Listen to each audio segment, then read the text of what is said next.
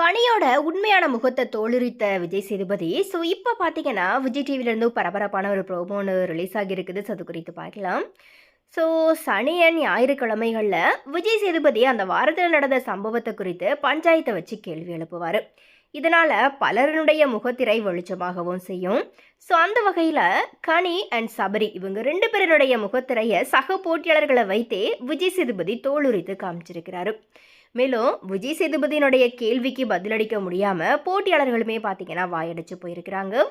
So anyway ஆக்சுவலாக பார்த்தீங்கன்னா, இந்த பிக் பாஸ் வீட்டில் யார் டபுள் ஃபேஸ் காமிக்கிறாங்க, அதாவது இந்த மாதிரியான ஒரு ஃபேஸ் இருக்குது அப்படிங்கிறது எல்லாருக்கும் தெரியும். ஸோ அதை தாண்டி அவங்களுக்குள்ளே இருக்கிற இன்னொரு ஃபேஸை வெளியே காமிக்காமல் இருப்பாங்க. ஸோ அந்த மாதிரியான போட்டியாளர்கள் யார் அப்படிங்கிற மாதிரி ஒருத்தவங்க கிட்டேயா கேட்கவும், பார்வதி பார்த்தீங்கன்னா கனியை வந்துட்டு சொல்கிறாங்க.